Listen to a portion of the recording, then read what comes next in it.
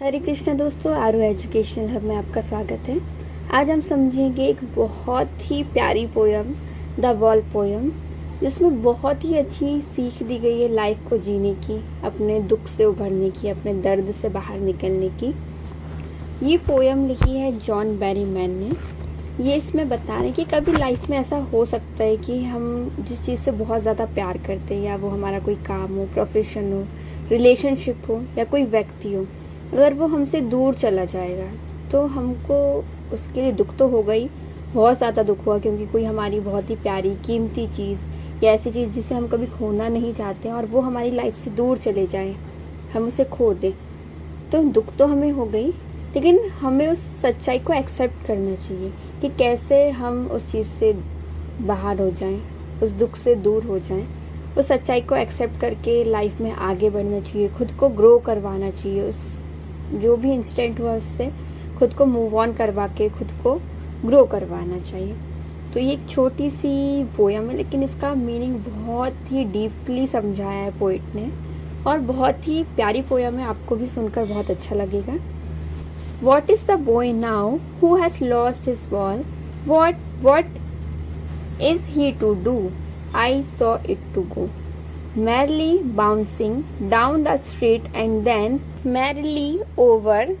There it is in the water. No use to say, oh, there are other balls.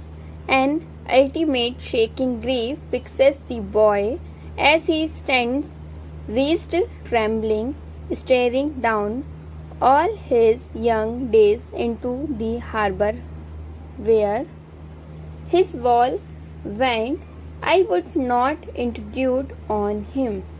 कवि यहाँ आगे कहते हैं कि A dime another ball is worthless now. He senses first responsibility. थोड़े पैसों की एक नई बॉल आ जाएगी, लेकिन वह किसी भी काम की नहीं है। आज उस बच्चे ने अपनी पहली जिम्मेदारी को समझा है। ऐसे तो वह दूसरी बॉल लेगा, फिर खो देगा, फिर दूसरी बॉल लेगा, फिर खो देगा, पर नहीं, आज वह दुखी है। ही सेंसेस फर्स्ट रिस्पॉन्सिबिलिटी, आज उसने अपनी पहली जिम्मेदारी समझी है। In a world of position people will take balls.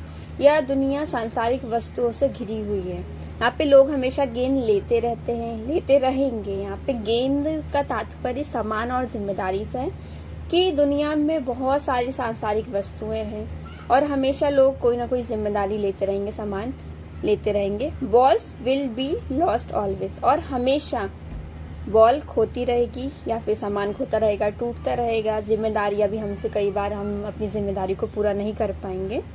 Little boy, यहाँ पे बच्चे को वो समझाना चाह रहे हैं कि आज पहली बार बच्चे ने अपनी जिम्मेदारी को समझा है। दुनिया में लोग कुछ ना कुछ खरीदते रहते हैं, है ना, और वह सामान तोड़ते रहते हैं। वैसे जिम्मेदारियां लोगों के ऊपर आती हैं, वो उसे पूरा कर भी पाते हैं, नहीं भी कर पाते हैं।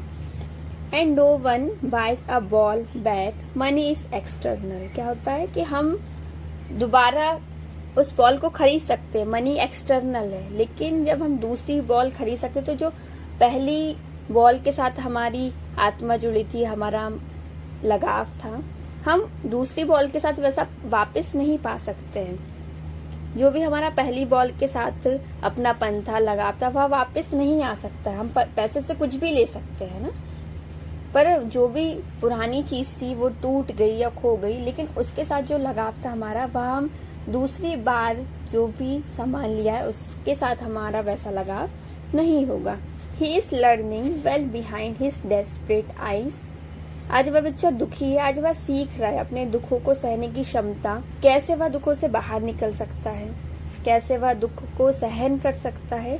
द एपिस्टेमोलॉजी ऑफ लॉस, उस खोने का डर आज उसने देखा है, किसी चीज को खोने पर किस तरीके का डर मिलता है। हाउ टू स्टैंड अप, और उसने आज यह भी सीखा कि कैसे मैं दुखों से बाहर निकल सकता हूँ। Knowing what every man must one day know, हर इंसान को कभी न कभी यह जानना पड़ेगा, यह वह जानेगा ही, और यह जानना ही चाहिए कि उसे कभी न कभी कुछ न कुछ खोना पड़ता है। And most know many days how to stand up, और दुख को सहन करके अपने जिम्मेदारियों को पूरा करना पड़ता है, फिर और जिंदगी अपनी नए सिरे से जीनी पड़ती है। बेसिकली यहाँ पे पोइट बहुत ही डीपली बात बता रहे हैं कि कैसे अपने दुखों से बाहर निकला जा सकता है।